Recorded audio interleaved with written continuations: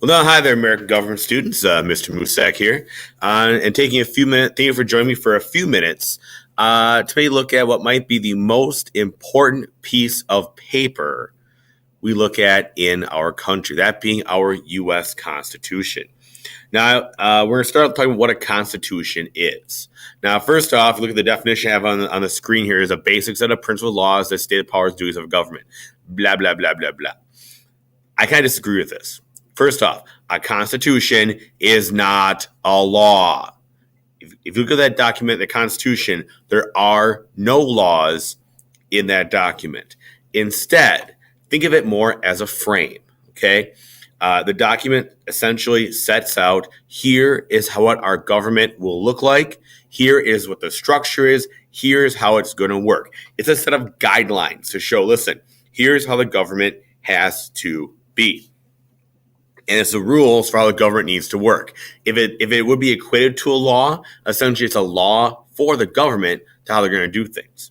Now, for the Constitution, it had to be agreed upon by all the states. Now, when they proposed this Constitution in 1787, they wrote it up in Philadelphia. And it was kind of weird because these guys got together and said, yeah, our current government, not working so hot. There were a lot of problems in the country.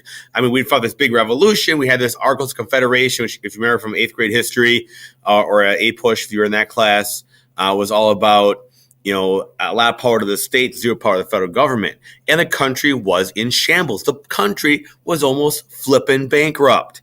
And they had a lot of problems. They had revolutions happening in Massachusetts. People were rebelling in the streets. All that kind of stuff was going on. And these guys got together to revise the current government, the Articles of Confederation, and end up with the U.S. Constitution. Now, for the Constitution to take effect, the states actually had to sign on and agree to the thing. And the rule they put out there was that 3/4 of the states, or at the time, 9 of the 13, had to be like, cool, I agree with this. And so on June 21st, 1788, the 9th state, ratified, I believe it was New Hampshire, if I remember right, and it became the official government starting up on March 4th, 1789. It took a year later before the last state, Rhode Island, actually approved the Constitution. Now, the question is who wrote this thing, and a bunch of guys got together and wrote this document in Philadelphia. But typically, credit for writing the Constitution is given to one man, James Madison, later our fourth president, a guy from Virginia. Honestly, a political genius. The man was pretty skilled in terms of being a politician and a political thinker. Very short man, probably 5'2", maybe 95 pounds, soaking wet. Giant brain, big dude, and he is considered to be the father of the Constitution. Now, the Constitution structure, we're going to read this in class. Actually, have money. Look through this document. There are 7 articles itself in the Constitution. So the first 3 articles talk about the 3 branches of government. The 4th one talks about the states. Then it talks about how we make amendments or changes to the Constitution, which is very, very important because the amendment process allows this document to change. What's funny is when these guys wrote this document, it had never been done before. This kind of government never actually existed this way. And so they kind of knew, some people think they kind of knew that, what? At some point, we're going to screw this up. We better make sure we can change it. And this document has been changed or added on to 27 times. Well, 26 times because one change was taken on a previous change, but whole other story, not necessarily here, So amendment thing, kind of important, all right? The other thing is the idea of national supremacy. So it kind of spells out how the states and the federal government, states and federal government all get along. And lastly, the rules for ratifying the Constitution are in there as well to kind of say, here's what we have to make this thing be official. Now, let's start with the federal system and kind of explain how our government is. Now, we call ourselves a representative democracy. So we are a government, that has chosen officials, leaders. Now, remember, the officials, leaders, that's the republic part that are chosen by the people. That's the democracy. It's kind of taking the Roman Republic and kind of taking the Greek democracy and smushing them together, saying we're democracy because everyone has a chance to vote for their elected leaders. And by voting for those elected leaders, we then give them permission to make laws upon our behalf, which by giving them our permission, we agree to follow. You follow that? I hope so. And that's kind of where that system works out. We also have our federal system. And so we decided to take power and divide it between the states and the federal government, and make sure that different parts have different powers, which we'll get into in a later video this year and talk about in class as well. There might be cake, all that kind of stuff. All right. Now, there are three powers we look at in that federal system. In the Constitution, there are these things called delegated powers, a big term you should know. Write this down, okay? And these are powers that are given to the federal government. So in the Constitution, there are actual lines that says the federal government can do this. I'm paraphrasing Old English, okay? But certain things only the federal government can do. States cannot do that.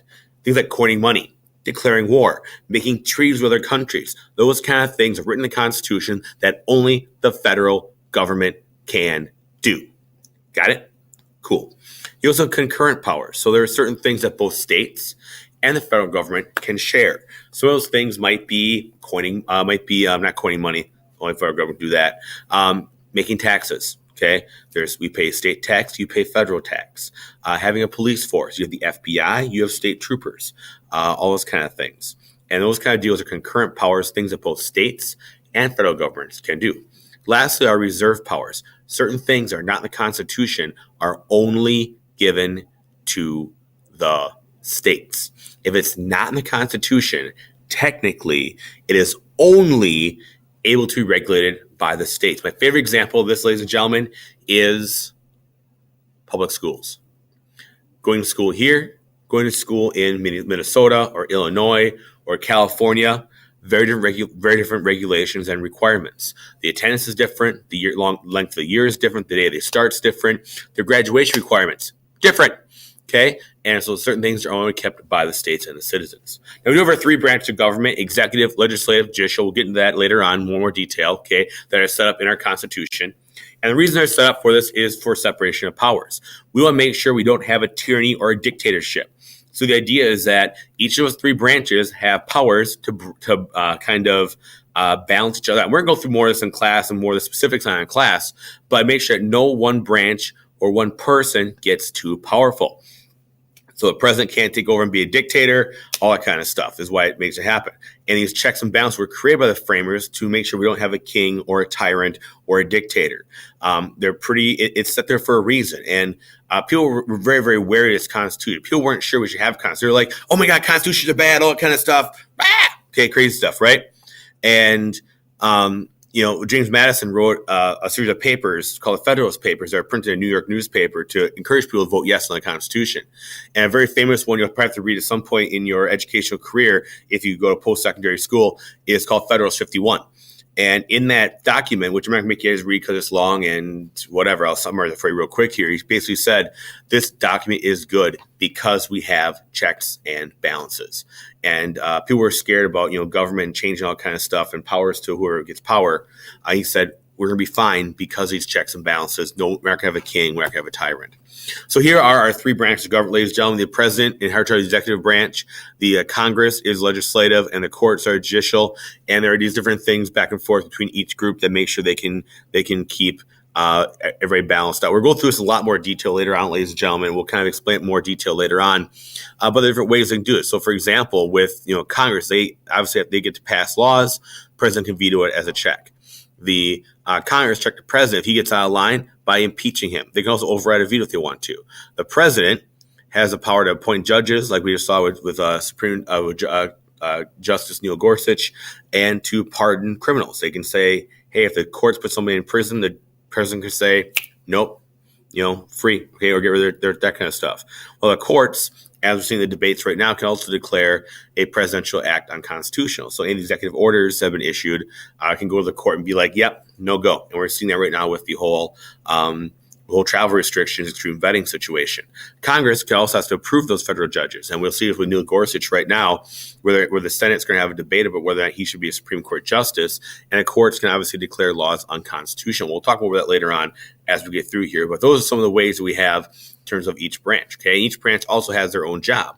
Whereas the Congress makes the laws, the executive branch enforces them, courts interpret them, figure them out. That way, not one person has all those jobs and duties. So here's the U.S. Capitol, home to our Congress. And obviously, here's our Congress where they make the laws. And there are two parts to the Congress. We have the House of Representatives and the Senate. You guys have to know what kind of stuff is kind of important to have. The Senate has House Representatives have 435 members, all based on population. So every state's a little bit different because of the number of people they have in their state. Our most populous state, California, has 54 representatives right now. Our least populated states, like Montana, have 1. Okay, and so they're broken into districts within every single state. Wisconsin has 8 representatives right now because of our population, and they're broken up in different sections. So we're in District 2, which is centered around the Madison, Janesville area. Now, to be in the representative, you got to be 25 years old at least and a U.S. citizen for 7 or more years. So you can't be born outside the country and be a naturalized citizen as long as you've been a citizen for 7 years or more. And you got to live in your state, and they're reelected every 2 years. So every 2 years, the entire House of Representatives is reelected. They're kind of considered kind of the bigger, more house that's more close to the people because they're represented by a population. Here are a number of representing each state versus the 2010 census. California is 53. I'm wrong, my bad. And so you can see how each one is kind of based on different stuff. Different states will gain and lose them based off the census every 10 years, which we'll see change again in 2020. Now, the Senate is the other half, where you have 100 senators, 2 from every single state. That way, every single state is represented equally. And they have to make sure they represent the entire state. So our 2 senators, Tammy Baldwin, Ron Johnson, represent the interests of every single citizen in the state of Wisconsin, not just a small little chunk. They're in a 6-year term, and they got to be at least 30 years old and a U.S. citizen for at least nine years. The 6-year term is kind of funny because they actually re-elect 1/3 of the Senate every 2 years. So every 2 years, there are 33 senators that are being up for re-election to see if they need to come in or not. That way, the Senate remains a little more stable, whereas the House is re-elected every 2 years. Now, the crazy part is that they can be in office as long as they want to. There have been senators who have been in office for close to 40 years and representatives, same deal, because they can run as many terms as they want to. It's been a big debate about whether or not we should have term limits because people are saying, well, we have the same people in office forever. Well, is that a good thing or not? And so one of the debates that come up, we'll talk about later on too. So here's the White House, home of our president, and the executive branch obviously is the part of that. They need to enforce the laws, make sure laws happen and that laws are followed. And people consider him to be the most powerful official in the country, and there's debate about that term in terms of being head of the executive branch. They can enforce all the laws, make sure things are happening that way. And be president, just Google little things. They'll be 35 years old, U.S. president 14 years. You serve a 4-year term, and as of the 1940s, we now limit our president to 2 4-year terms. The only president to do more than 2 terms was FDR, Franklin Roosevelt, who served 4 terms and died in his last term. Before that, every president kind of cut himself off at 2 because George Washington set a precedent, cut himself off at 2 terms, and he kind of said, everyone kind of followed G-Dubs' lead on that one. Here's the Justice Building. It was built in 1935, and they didn't get a home there. The Supreme Court until 1935, but home of the judicial branch of the Supreme Court. And this is our system of courts that was head up of the Supreme Court. And there are actually 3 levels of courts. We talked a little about this in class already. And the courts were actually designed by the Congress. So the only court we actually have in the Constitution is Supreme Court, and Congress made the other 2 levels, the district and the Court of Appeals. And so they essentially decide if laws are unconstitutional and hear all federal cases. So if you commit a federal crime, you're end up in a federal circuit court in Madison versus, say, Baraboo if you commit a state or a county crime. And they can also figure out if laws, federal or state or local, are unconstitutional. Now, the president gets to appoint every single judge to a court, not only justices on the Supreme Court, but judges as well. And if you become a judge, you become a judge for life. And the reason for that is if we have to reelect judges, the question is, will they change their views to get elected? Will they kind of change what they believe, just make sure they keep their job? And this way, if a judge or a justice is appointed and approved by the Senate, they don't have to worry about their job effort. They can do what they got to do. They can make some possibly unpopular decisions and still keep their job. Supreme Court is kind of crazy in that they get over 10,000 requests every year to look at cases that people might think laws that people have been convicted of laws that they feel is unconstitutional or that their constitutional rights have been violated within this law that they broke. And so they get about 10,000 requests every single year, and the justices choose the cases they feel actually fit in the Constitution. We're talking a lot about that whole travel ban situation or the extreme vetting thing for immigrants from 7 countries. And because it's a constitutional matter and question of powers of the president, that kind of stuff, there's a good bet that's probably going to end up going up to the Supreme Court at some point. Now we have 9 justices on the Supreme Court. Obviously, there were 8. Now there's 9, or there could be 9 with the appointment of Neil Gorsuch, and they have to be, appointed by the president and approved by the Senate. And there's somebody called the Chief Justice as well. Chief Justice is the unofficial head of the court. That is currently John Roberts Jr., who's appointed by George W. Bush. And he's kind of the leader of the court that kind of takes the lead on cases and helps kind of keep things organized in terms of the debate and those kind of things. But in all reality, all 9 justices are equal in their power and how they deal with cases. Also in there a little bit is ours too. Okay, we have certain things on there too that we have to do. Now it's not just rules for government officials, that kind of stuff, but Constitution also kind of says you got jobs too, people. Yes, you have a job too. Take my finger. Okay. One of the things we have as citizens is jury duty. Every citizen needs to serve on, could be called to serve up on a jury. I've been called jury duty one time, but didn't have to go though because I was just in the process of moving out of that county. But in the Sixth Amendment, it says everyone has a right to be on a jury. That means if you're a citizen, you also got to be on a jury. We'll talk about that later on. Talk about the rights. We'll get more into that. Voting. You have a responsibility to go vote. Now, obviously, do you have to? Are you forced to go vote? No. You have a right to, and you should, but because we have a democratic process, you also have a responsibility to go vote and put your input in. The other top part of it is obeying the law. Obviously, we say we trust you by electing you and go rule us and go make rules for us and that kind of thing. At the same time, that we got to know the laws and follow the laws. We say you make them, we agree to follow them. It's kind of that whole two-way street kind of deal.